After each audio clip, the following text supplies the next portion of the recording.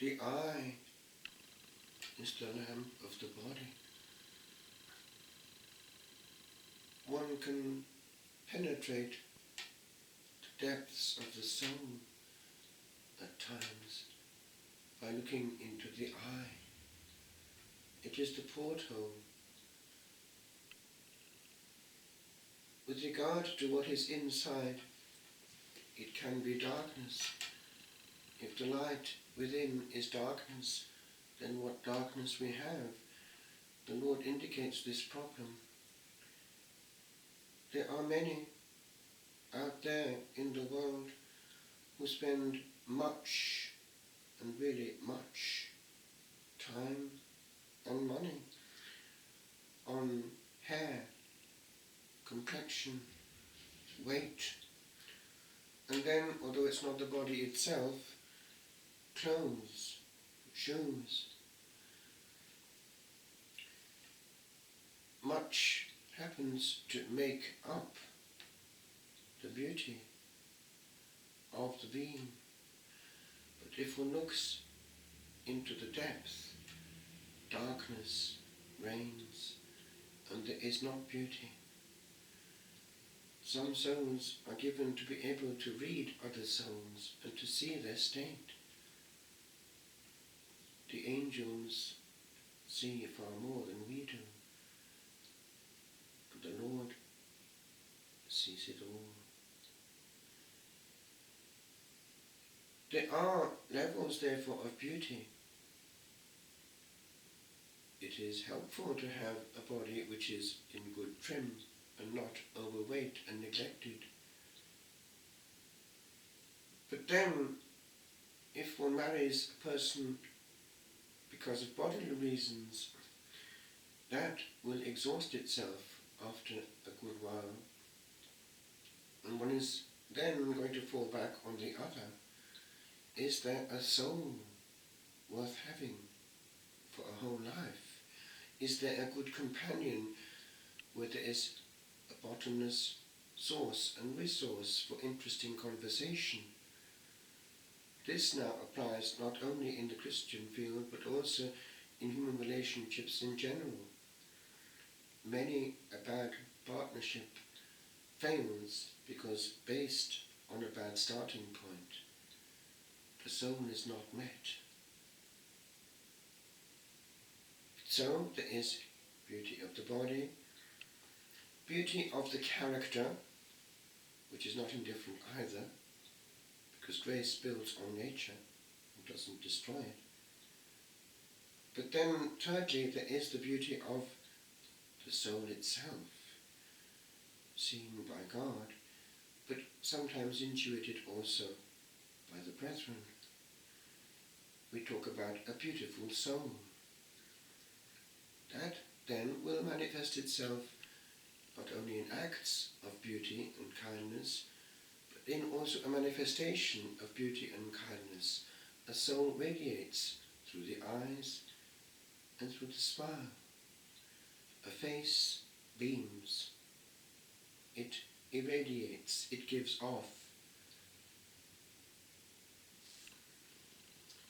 The Lord, in another passage, talks about the way in which it is from the abundance, it is the overflowing, abundare, abunda is a wave. From the abundance of the heart, the mouth speaks. And so it is that we are caught off guard. We betray ourselves. What is inside will come out.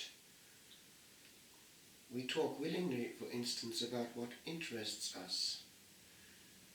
If we talk a lot about certain things, we are betraying ourselves, for better or for worse. I remember years ago in formation mentioning one time to the novice master regard to a certain problem in recreation, because he was saying to talk about what interested the other person, and I just happened to have this reaction. There are only two things that actually really interest the other person. I was referring to conversation. One was food, and the other was the war or war. He just just smiled. Maybe I shouldn't have said that, but remembering how it was actually coming from the heart, it does illustrate a point.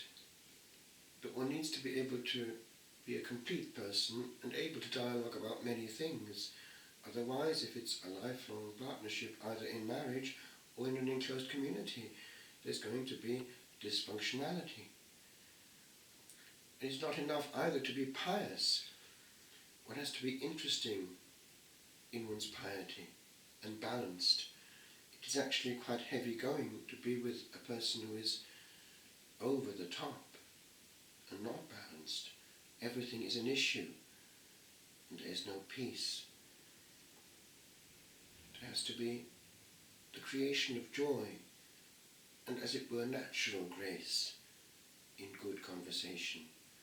And that, by the way, is the best advert with regard to our faith. If we are off-putting, we need to ask ourselves why. The first contact is that of our humanity. The saint of this day had that. He is the patron of youth, and rightly so. St. Aloysius Gonzaga, whose feast falls on Midsummer's Day, is an example of someone who gave his wealth, his heritage, his birthright, all so as to serve Jesus in the recently founded, as it was then, Company of Jesus. A time full of grace for the Church. Many missionaries and martyrs were already coming out of the new founded order, and he was close to the origin, and therefore the vibrant charism. It is a grace to enter a new foundation. It is still full of the initial drive of the founder. And how he maintained his purity is something else, compared with actually the youth of our day. And we need to be aware of it, not to have the wool pulled over our eyes, to know what they're doing when they're alone, what they're discussing, and how they pass on to each other interesting bits. There is nothing new under the sun, and we need to be aware so as actually to obvert by being close to them and giving them the tools as grown-ups, even in their youth, to know what is good for them. And alas, one thing that is not good for them, and we see that at this time of year with the examinations, is too much bombardment. They damage their intellectual capacity and therefore career by too much exposure to what is too interesting.